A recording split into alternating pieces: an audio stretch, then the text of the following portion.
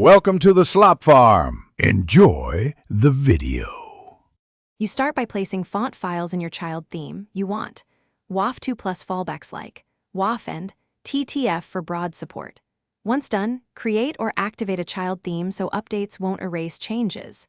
Next, connect to your site with FTP or the hosting file manager and upload a new folder named /fonts inside the child theme. Make sure file names are simple and lowercase.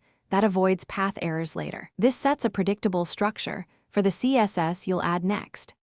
Now you register fonts via FontFace so browsers know where to load them.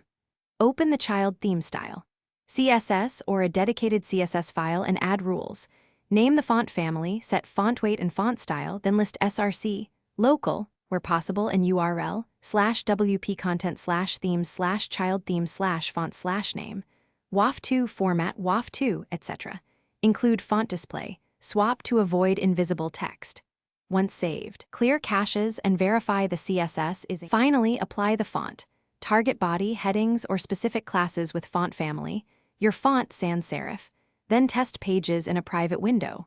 If fonts don't load, inspect the network console for 404s or cores blocked requests. Wrong paths or missing headers are common culprits. If the CSS file isn't loading, enqueue it in functions. PHP using WP enqueue style. Make sure the handle and path are correct. One key troubleshooting tip: enable developer tools and reload to see the exact error and file path.